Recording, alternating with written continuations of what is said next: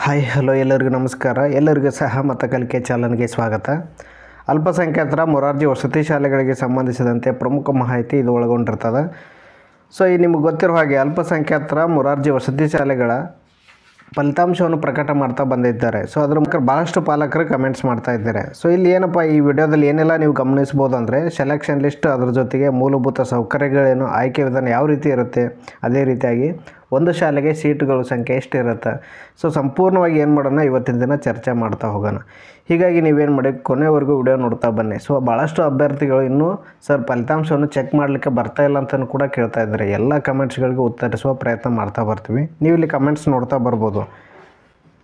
Sir ಇನ್ನೂ code ಕೇಳ್ತಾ ಇದೆ ಅಂತ ಕೇಳ್ತಾ ಇದ್ದಾರೆ. ಅದ್ರ ಜೊತೆಗೆ 27 ಮಾರ್ಕ್ಸ್ ಬಿದ್ದಿದೆ, ಸೆಲೆಕ್ಷನ್ ಆಗುತ್ತಾ ಸರ್ ಅಂತ.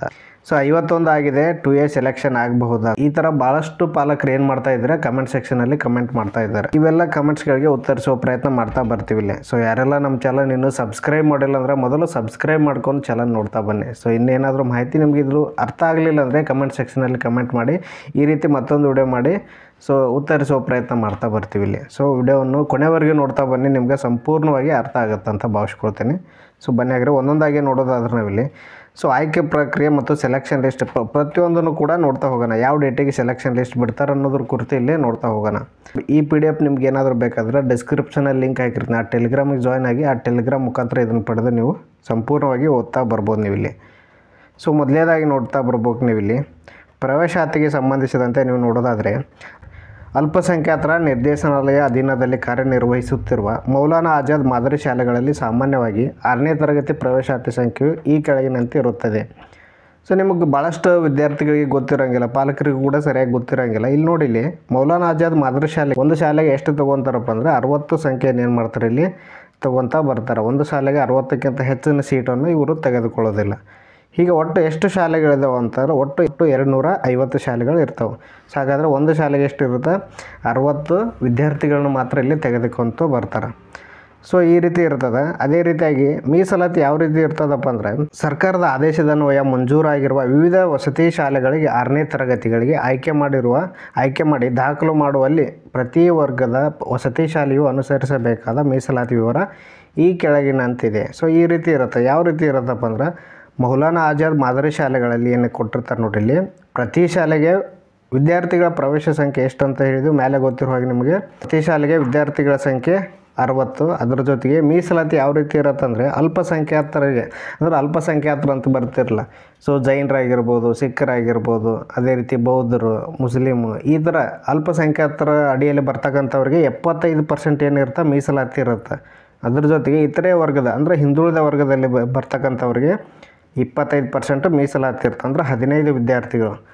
ಅದ್ರ ಜೊತೆಗೆ ಹೆಣ್ಣು ಮಕ್ಕಳಿಗೆ 50% ಸ್ಥಾನ ಏನು ಮಾಡ್ತಾರೆ ಇಲ್ಲಿ ಕೂಡ ಮೀಸಲಿಟ್ಟಿರ್ತಾರೆ. ಈ ರೀತಿ ಆಯ್ಕೆ ವಿಧಾನ ಕೂಡ ಇರ್ತದೆ. ನೀವು ಒಂದೊಂದಾಗಿ ಇನ್ನೂ ಸಂಪೂರ್ಣವಾಗಿ ಅರ್ಥ ಮಾಡ್ಕೋಬೇಕಂದ್ರೆ ಈ ಕಾಲಮಲ್ಲಿ ನೋಡ್ತಾ ಬರ್ಬೋದು. ನೀವು ಸಂಪೂರ್ಣವಾಗಿ ಅರ್ಥ ಆಗುತ್ತೆ, ಇದನ್ನು ಸರಿಯಾಗಿ ಅರ್ಥ ಮಾಡ್ಕೊಳ್ಳಿ.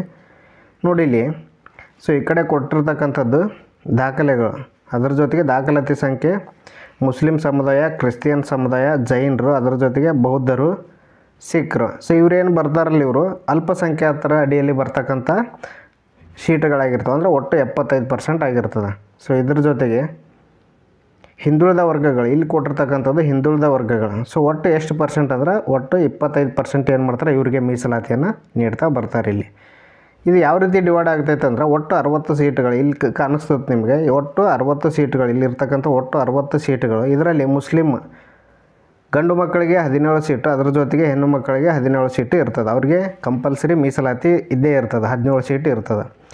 ಸೊ ಗಂಡು ಮಕ್ಕಳಿಗೆ 15, ಹೆಣ್ಣು ಮಕ್ಕಳಿಗೆ 15 ಇರ್ತದೆ. ಅದೇ ರೀತಿ ಕ್ರಿಶ್ಚಿಯನ್ರಿಗೆ ಗಂಡು ಮಕ್ಕಳಿಗೆ 3, ಹೆಣ್ಣು ಮಕ್ಕಳಿಗೆ 3, ಈ ರೀತಿ. ಜೈನರಿಗೆ ಗಂಡು 1, ಹೆಣ್ಣು 2. ಅದೇ ರೀತಿಯಾಗಿ ಬೌದ್ಧ ಗಂಡು 1, ಹೆಣ್ಣು ಮೀಸಲಾತಿ ಇರೋದಿಲ್ಲ ಇಲ್ಲಿ, ಇದರಲ್ಲಿ ಇಲ್ಲ.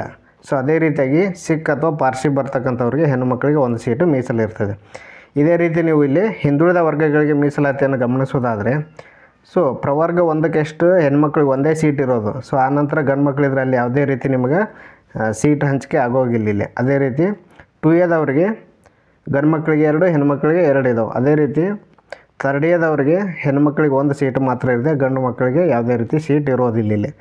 3B ಅವರಿಗೆ 5% ಮೀಸಲಾತಿ ಕೊಟ್ಟರೆ ಅದರಲ್ಲಿ ಗಂಡು 1, ಹೆಣ್ಣು 1 ಕೂಡ ಇರ್ತದೆ. SC ಮತ್ತು ST ಯಾವ ರೀತಿ ಇರುತ್ತೆ ಅಂದರೆ ಗಂಡು 3 ಜನ, ಹೆಣ್ಮಕ್ಳಿಗೆ 2 ಜನ, ಇಬ್ಬರಿಗೆ ಏನು ಮಾಡ್ತದೆ ಇಲ್ಲಿ ಮೀಸಲಾತಿ ಕೊಟ್ಟಿರ್ತಾರೆ. ಈ ರೀತಿ STಗೂ ಕೂಡ ಸೇಮ್ ಗಂಡು 1 ಹೆಣ್ಣು 1 ಇರ್ತದೆ. ಈ ರೀತಿ ಏನು ಮಾಡ್ತದೆ, ಇದು ಆಯ್ಕೆಯ ಪ್ರಕ್ರಿಯೆ ಇರ್ತದೆ. ಅಂದರೆ ಈ ರೀತಿ ಏನು ಮಾಡ್ತಾರೆ, ನಿಮ್ಮನ್ನ ಆಯ್ಕೆ ಮಾಡ್ತಾ ಬರ್ತಾರೆ ಇಲ್ಲಿ. ಸೊ ಅದೇ ರೀತಿಯಾಗಿ ನೀವು ಇಲ್ಲಿ ಯಾಕಂದರೆ ಮೊದಲು ಅಲ್ಪಸಂಖ್ಯಾತರಿಗೆ ಆದ್ಯತೆ ಕೊಡ್ತಾರೆ ಅಂತ ಸ್ಕೋರ್ ಇದ್ದರೂ ಮೊದಲು ಇವ್ರಿಗೆ ಆದ್ಯತೆ ಕೊಟ್ಟು ಉಳಿದಿರ್ತಕ್ಕಂಥ 25%ಅಲ್ಲಿ ನಿಮ್ದು ಯಾವುದು ಸ್ಕೋರ್ ಚೆನ್ನಾಗಿತ್ತಂದ್ರೆ ನಿಮಗೆ ಮಾತ್ರ ಸೀಟ್ ಸಿಗ್ತದೆ ಇಲ್ಲಿ. ಹೀಗಾಗಿ ಇದನ್ನು ಮೀಸಲಾತಿ ಬಗ್ಗೆ ಹೇಳ್ತಾ ಇದ್ದೀನಿ. ಅಂದರೆ ನಿಮ್ಗೆ ಅರ್ಥ ಆಗುತ್ತೆ, ಒಂದು ಎಷ್ಟಕ್ಕೆ ನಿಂದಿರ್ತಂತ ನಿಖರವಾಗಿ ಹೇಳಲಿಕ್ಕೆ ಆಗೋದಿಲ್ಲ. ಇದನ್ನು ನೀವು ಮುಂದುವರೆದು ಗಮನಿಸ್ಬೋದು. ಇಲ್ಲಿ ಖಾಲಿ ಉಳಿದಿರ್ತಕ್ಕಂಥ ಸ್ಥಾನಗಳ ಭರ್ತಿ ಯಾವ ರೀತಿ ಆಗ್ತದಪ್ಪ ಅಂತ ಕೇಳಿದರೆ, ಬಾಲಕ ಸ್ಥಾನ ಖಾಲಿ ಉಳಿದರೆ ಅದೇ ವರ್ಗದ ಬಾಲಕಿಯರಿಗೆ ಏನು ಮಾಡ್ತಾರೆ, ಅವಕಾಶ ಮಾಡಿ ಕೊಡ್ತಾರೆ. ಸೊ ಉದಾಹರಣೆಗೆ ಹೇಳಿದಾಗೆ ನಿಮಗೆ, ಸೊ ಮೇಲೆ ನೋಡಿದ್ರೆ ಈಗ 17 ಸೀಟು ಅಲ್ಪಸಂಖ್ಯಾತರ ಅಂದರೆ ಮುಸ್ಲಿಮ್ ಗಂಡು ಮಕ್ಕಳಿಗೆ ಸೀಟ್ ಇರ್ತವೆ. ಇದರಲ್ಲಿ ಏನಾದರೂ ಒಂದು 10 ಜನ ಸೆಲೆಕ್ಷನ್ ಆದರೆ ಸೊ ಇನ್ನೂ 5 ಸೀಟ್, ಇನ್ನೂ 7 ಸೀಟ್ ಏನು ಮಾಡ್ತಾವೆ ಖಾಲಿ ಉಳಿತಾವೆ. ಅದನ್ನ ಯಾರಿಗೆ ಕೊಡ್ಬೇಕಪ್ಪ ಅಂದರೆ ಇಲ್ಲಿರ್ತಕ್ಕಂಥ ಮಹಿಳೆಯರಿಗೆ ಮಾತ್ರ ಕೊಡ್ತಾರೆ, ಅದೇ ವರ್ಗದ ಮಹಿಳೆಯರಿಗೆ ಮಾತ್ರ ಸಿಗ್ತಾವೆ. ಈ ರೀತಿ ಡಿವೈಡ್ ಆಗ್ತವೆ. ಅಥವಾ ನಿಮಗೇನಾದರೂ ಬಾಲಕಿಯರ ಸೀಟ್ ಏನಾದರೂ ಖಾಲಿ ಉಳಿದ್ರೆ ಏನಾಗ್ತದೆ, ಇಲ್ಲಿ ಬಾಲಕಿಯರ ಸೀಟು ಖಾಲಿ ಉಳಿದ್ರೆ ಅದೇ ವರ್ಗದ ಬಾಲಕರಿಗೆ ಏನು ಮಾಡ್ತಾರೆ, ಅವಕಾಶ ಮಾಡಿಕೊಡ್ತಾ ಬರ್ತಾರೆ. ಈ ರೀತಿ ಆಯ್ಕೆ ಪ್ರಕ್ರಿಯೆ ಬದಲಾವಣೆ ಇರೋದು. ಅಂದರೆ ಸ್ಥಾನಗಳನ್ನು ಏನು ಮಾಡ್ತಾರೆ, ಖಾಲಿ ಉಳಿದ್ರೆ ಈ ಥರ ಭರ್ತಿ ಮಾಡ್ತಾ ಬರ್ತಾರೆ ಇವರು. ಸರ್ಕಾರದ ಆದೇಶದ ಮೀಸಲಾತಿ ಅನ್ವಯ 75 × 25% ಏನು ಮಾಡ್ತಾರೆ, ಅಲ್ಪಸಂಖ್ಯಾತರು ಮತ್ತು ಹಿಂದುಳಿದ ವರ್ಗಗಳು ಏನು ಮಾಡ್ತಾರೆ, ಇಲ್ಲಿ ಆಯ್ಕೆಯನ್ನು ಮಾಡ್ತಾ ಬರ್ತಾರೆ. ಈ ರೀತಿ ಆಯ್ಕೆ ಪ್ರಕ್ರಿಯೆ ಒಳಗೊಂಡಿರ್ತದೆ. ಇದ್ರ ಬಗ್ಗೆ ನಿಮಗೆ ಗೊತ್ತಿರಲಿ ನಿಮಗೆ. ಅದೇ ರೀತಿಯಾಗಿ ಸೊ ನೀವು ನೋಡ್ತಾ ಬರ್ಬೋದು, ಈಗ ಆಲ್ರೆಡಿ ಏನು ಮಾಡಿದ್ದಾರೆ, ಇಲ್ಲಿ ಫಲಿತಾಂಶವನ್ನು ಪ್ರಕಟ ಮಾಡ್ತಾ ಬಂದಾರೆ. ಭಾಳಷ್ಟು ವಿದ್ಯಾರ್ಥಿಗಳು ಮತ್ತು ಪಾಲಕರು ಕಮೆಂಟ್ ಮಾಡ್ತಾ ಇದ್ದಾರೆ, ಸರ್ ಆಯ್ಕೆ ಪಟ್ಟಿ ಯಾವಾಗ ಬಿಡ್ತಾರೆ ಅಂತ ಕೇಳ್ತಾ ಇದ್ದಾರೆ. ಈಗ ಆಲ್ರೆಡಿ ಏನು ಮಾಡಿದ್ದಾರೆ, ಫಲಿತಾಂಶವನ್ನು ಪ್ರಕಟ ಮಾಡ್ತಾ ಬಂದಿದ್ದಾರೆ. ಇನ್ನು ಯಾರಾದರೂ ಇನ್ನೂ ಫಲಿತಾಂಶ ಇನ್ನೂ ಚೆಕ್ ಮಾಡ್ಕೊಂಡಿಲ್ಲ ಅಂದರೆ ಫಲಿತಾಂಶವನ್ನು ಚೆಕ್ ಮಾಡ್ತಾ ಬರ್ಬೋದು. ಡಿಸ್ಕ್ರಿಪ್ಷನಲ್ಲಿ ಲಿಂಕ್ ಹಾಕಿರ್ತೀವಿ, ಆ ಲಿಂಕ್ ಮುಖಾಂತರ ನೀವು ಚೆಕ್ ಮಾಡ್ಕೊಳ್ಳಿ. ಸೊ ಅದೇ ರೀತಿಯಾಗಿ ಇನ್ನೇನು ಬರ್ಬೇಕು, ಈಗ ಅಂತಿಮವಾಗಿ ಆಯ್ಕೆ ಪಟ್ಟಿ ಬರ್ಬೇಕು. ಅಂತಿಮ ಆಯ್ಕೆ ಪಟ್ಟಿ ಪ್ರಕಟ ಆಗಬೇಕು. ಸೊ ಆ್ಯಕ್ಚುಲಿ ಅವರು ಕೊಟ್ಟಿರೋದು 25/5/2025 ಅಂತ ಕೊಟ್ಟಿದ್ರು. ಆದರೆ ಫಲಿತಾಂಶ ಪ್ರಕಟ ಆಗಿದೆ, ಆದರೆ ಆಯ್ಕೆ ಪಟ್ಟಿ ಇನ್ನೂ ಪ್ರಕಟಣೆ ಆಗಿಲ್ಲ. ಸೊ ಇಲ್ಲಿ ನೋಡಿ, ಇಲ್ಲಿ ಅವ್ರು ಕೊಟ್ಟಿರೋ ಪ್ರಕಾರ ಅಂದಾಜು ಕ್ಯಾಲ್ಕುಲೇಷನ್ ಮಾಡಿದರೆ 22ನೇ ತಾರೀಕಿಗೆ ಏನು ಮಾಡಿದ್ರು, ನಿಮ್ಮ ಫಲಿತಾಂಶವನ್ನು ಪ್ರಕಟ ಮಾಡ್ತಾ ಬಂದಿದ್ದಾರೆ. ಸೊ ಇನ್ನೂ 4 ಅಥವಾ 5 ದಿನದಲ್ಲಿ ಏನು ಮಾಡ್ತಾರೆ, ನಿಮ್ಮದು ಅಂತಿಮ ಆಯ್ಕೆ ಪಟ್ಟಿಯನ್ನು ಬಿಡ್ತಾ ಬರ್ತಾರೆ. ಅಂದರೆ 30ನೇ ತಾರೀಕಿನ ಒಳಗಾಗಿ ನಿಮಗೆ ಅಂತಿಮ ಆಯ್ಕೆ ಪಟ್ಟಿಯನ್ನು ಬಿಡ್ತಾ ಬರ್ತಾರೆ. ಸೊ ಮತ್ತು ಅದಕ್ಕೆ ಕಮೆಂಟ್ ಮಾಡ್ತಾ ಇದ್ದಾರೆ, ಹೀಗಾಗಿ ಉತ್ತರಿಸುವ ಪ್ರಯತ್ನ ಮಾಡ್ತೀವಿ. ಇಲ್ಲಿ ಶಾಲೆಗಳಲ್ಲಿ ವಿದ್ಯಾರ್ಥಿಗಳ ದಾಖಲಾತಿ ಪ್ರಾರಂಭ ಆಗೋ ದಿನಾಂಕ ಕೇಳಿದ್ದಾರೆ. ಇಲ್ಲಿ ಕೊಟ್ಟಿದ್ದಾರೆ ನೋಡ್ರಿ, ಇಲ್ಲಿ 25/5/2025 ಅಂತ ಕೊಟ್ಟಿದ್ದಾರೆ. ಇದು ಜೂನ್ 1st ವೀಕಲ್ಲಿ ಏನು ಮಾಡ್ತಾರೆ, ನಿಮಗೆ ಇವೆಲ್ಲ ಪ್ರೊಸೆಸ್ ಕಂಪ್ಲೀಟ್ ಆಗಿ ವಿದ್ಯಾರ್ಥಿಗಳ ದಾಖಲಾತಿ ಪ್ರಾರಂಭ ಆಗುತ್ತೆ. ಇನ್ನು 2-3 ದಿನದಲ್ಲಿ ಬೇಕಾದರೂ ಅನೌನ್ಸ್ ಮಾಡುವ ಸಾಧ್ಯತೆ ಇರ್ತದೆ. ನೀವೇನು ಮಾಡ್ಬೋದು, ಯಾರೆಲ್ಲ ಸೆಲೆಕ್ಷನ್ ಲಿಸ್ಟ್ ಬಂದ ತಕ್ಷಣ ನೀವು ಹೋಗಿಬಿಟ್ಟು ನೀವು ಪ್ರವೇಶವನ್ನು ಪಡಿತಾ ಬರ್ಬೋದು. ಸೊ ಡಾಕ್ಯುಮೆಂಟ್ಸ್ ಬಗ್ಗೆ ಕೂಡ ಆಲ್ರೆಡಿ ಹೇಳಿದ್ದೀನಿ ಹಿಂದಿನ ವಿಡಿಯೋದಲ್ಲಿ. ಡಿಸ್ಕ್ರಿಪ್ಷನ್ ಲಿಂಕ್ ಹಾಕಿರ್ತೀನಿ, ಆ ಲಿಂಕ್ ಮುಖಾಂತರ ನೀವು ಬೇಕಾದರೆ ಡಾಕ್ಯುಮೆಂಟ್ ಬಗ್ಗೆ ಕೂಡ ತಿಳ್ಕೊಬೋದು. ನೆಕ್ಸ್ಟ್ ಅದೇ ರೀತಿಯಾಗಿ ಒಟ್ಟಲ್ಲಿ ಮೌಲಾನಾ ಆಜಾದ್ ಶಾಲೆಗಳಲ್ಲಿ ಏನೆಲ್ಲ ಸೌಲಭ್ಯಗಳನ್ನು ಒಳಗೊಂಡಿರ್ತಂತ ನೀವು ಇಲ್ಲಿ ಗಮನಿಸ್ಬೋದು. ಏನೆಲ್ಲ ಸೌಲಭ್ಯಗಳು ಒಳಗೊಂಡಿರ್ತಪ್ಪ ಅಂದರೆ, ಪ್ರತಿ ವಿದ್ಯಾರ್ಥಿಗಳು ಇಲ್ಲಿ ಕೊಟ್ಟಿದ್ದಾರೆ, ಪ್ರತಿ ವಿದ್ಯಾರ್ಥಿಗಳಿಗೆ ಉಚಿತ ಊಟ ವಸತಿ ಸೌಲಭ್ಯವನ್ನು ಉಚಿತವಾಗಿ ನೀಡ್ತಾರೆ. ಸೊ ಅದರ ಜೊತೆಗೆ 2ನೇ ಪಾಯಿಂಟು, ಪ್ರತಿ ವಿದ್ಯಾರ್ಥಿಗಳಿಗೆ ಸಮವಸ್ತ್ರ, ಬೂಟು, ಕಾಲು ಚೀಲ ಪೂರೈಕೆ ಕೂಡ ಮಾಡ್ತಾರೆ ಇಲ್ಲಿ. ಸೊ ಮೊದಲು ಏನು ಮಾಡ್ತಿದ್ರು, ಆದರ್ಶ ಶಾಲೆಗೆ ಹೋಲಿಸಿಕೊಂಡ್ರೆ ಆದರ್ಶ ಶಾಲೆಗಳಿಗೆ ಕೆಲವೊಂದು ಕಡೆ ಇನ್ನೂ ಕೂಡ ವಸತಿ ಕೂಡ ಇಲ್ಲ. ಹೀಗಾಗಿ ಇಲ್ಲಿ ಏನಾಗ್ತದೆ, ವಸತಿ ಕೂಡ ಇರ್ತದೆ, ಹಾಸ್ಟೆಲ್ ವ್ಯವಸ್ಥೆ ಇರ್ತದೆ. ಅದ್ರ ಜೊತೆಗೆ ಸಮವಸ್ತ್ರ, ಬೂಟು ಕೂಡ ಕೊಡ್ತಾರೆ. ಪ್ರತಿ ವಿದ್ಯಾರ್ಥಿಗೆ ಪುಸ್ತಕ ಮತ್ತು ಲೇಖನ ಸಾಮಗ್ರಿಗಳನ್ನು ಕೂಡ ನೀಡ್ತಾ ಬರ್ತಾರೆ.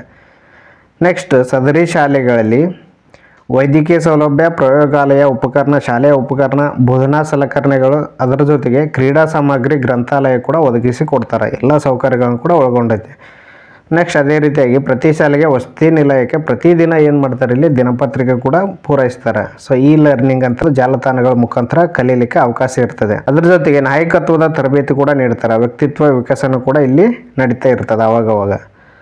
ನೆಕ್ಸ್ಟ್ ವೃತ್ತಿ ಮಾರ್ಗದರ್ಶನ ಇರ್ತದೆ. ಸ್ಪರ್ಧಾತ್ಮಕ ಪರೀಕ್ಷೆಗಳ ಅರಿವು, ಅಂದರೆ ನೀವೇನಾದರೂ ಮುಂದೆ ಕಾಂಪಿಟೇಟಿವ್ ಎಕ್ಸಾಮಿಗೆ ಓದಬೇಕಂದ್ರೆ ಸೊ ಇವಾಗಿಂದನೇ ಏನು ಮಾಡ್ತಾರೆ, ಇಲ್ಲಿ ಸ್ಪರ್ಧಾತ್ಮಕ ಪರೀಕ್ಷೆ ಬಗ್ಗೆ ಅದ್ರ ಬಗ್ಗೆ ಅರಿವನ್ನು ಕೂಡ ನಿಮ್ಗೆ ಮೂಡಿಸ್ತಾ ಬರ್ತಾರೆ. ಇಲ್ಲಿ ಸ್ಪೋಕನ್ ಇಂಗ್ಲೀಷ್ ಕ್ಲಾಸಸ್ ಕೂಡ ಇರ್ತಾವೆ ಇಲ್ಲಿ. ಅದ್ರ ಜೊತೆಗೆ SSLC ಮತ್ತು PUC ಮಕ್ಕಳಿಗೆ ನೋಡ್ರಿ ಕಲಿಕಾ ಕೈಪಿಡಿ ಕೂಡ ಕೊಡ್ತಾರೆ ನಿಮಗೆ.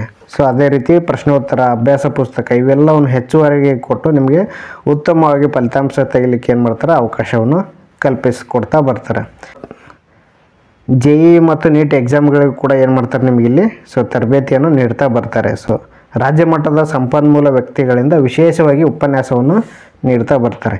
ಈ ರೀತಿಯಾಗಿ ಅನೇಕ ಸೌಕರ್ಯಗಳನ್ನು ಕೂಡ ಇಲ್ಲಿ ನೀಡ್ತಾ ಬರ್ತಾರೆ. ಸೊ ಯಾರೆಲ್ಲ ಸೆಲೆಕ್ಷನ್ ಆಗ್ತಿರೋ ನಿಮಗಿಲ್ಲಿ ಉತ್ತಮವಾದ ಎಜುಕೇಷನ್ ಪಡಲಿಕ್ಕೆ ಎಲ್ಲ ಸೌಕರ್ಯಗಳು ಕೂಡ ಮೂಲಭೂತ ಸೌಕರ್ಯಗಳು ಸಿಗ್ತಾವೆ ಅಂತ ಹೇಳ್ಬೋದು ಇಲ್ಲಿ. ಸೊ ಇದರಲ್ಲಿ ನೋಡಿ ಇಲ್ಲಿ ಎಲ್ಲ 250 ಶಾಲೆಗಳು ಕೂಡ ಇಲ್ಲಿ ಏನು ಮಾಡಿದ್ದಾರೆ, ಕಾಂಟ್ಯಾಕ್ಟ್ ನಂಬರ್ ಕೂಡ ಕೊಟ್ಟಿದ್ದಾರೆ, ಅದರ ಜೊತೆಗೆ ಶಾಲೆ ಹೆಸರು ಕೂಡ ಕೊಟ್ಟಿದ್ದಾರೆ. ಸೊ ಈ PDF ಏನಾದರೂ ಬೇಕಾದ್ರೆ ನೀವೇನು ಮಾಡ್ಬೋದು, ಇಲ್ಲಿ ಟೆಲಿಗ್ರಾಮ್ ಲಿಂಕಲ್ಲಿ ಜಾಯ್ನ್ ಆಗಿಬಿಟ್ಟು ಇದನ್ನು ಸಂಪೂರ್ಣವಾಗಿ ಇದ್ರ ಬಗ್ಗೆ ಮಾಹಿತಿ ತಿಳಿತಾ ಬರ್ಬೋದು. ಸೊ ಒಟ್ಟಾರೆ ನಿಮಗೆ ಈ ಮಾಹಿತಿ ನಿಮಗೆ ತುಂಬ ಇಷ್ಟ ಆಗಿದೆ ಅಂತ ಭಾವಿಸ್ಕೊಳ್ತೀನಿ. ಯಾರೆಲ್ಲ ನಮ್ಮ ಚಾನಲ್ ಇನ್ನೂ ಸಬ್ಸ್ಕ್ರೈಬ್ ಮಾಡಿಲ್ಲ ಅಂದರೆ ಮೊದಲು ಸಬ್ಸ್ಕ್ರೈಬ್ ಮಾಡಿ, ಶೇರ್ ಮಾಡಿ, ಲೈಕ್ ಮಾಡಿ ಅಂತ ಹೇಳ್ತಾ ಮತ್ತೆ ಮುಂದಿನ ವಿಡಿಯೋದಲ್ಲಿ ಸಿಗೋಣ. ಅಲ್ಲಿವರೆಗೂ ಧನ್ಯವಾದಗಳು, ನಮಸ್ಕಾರ.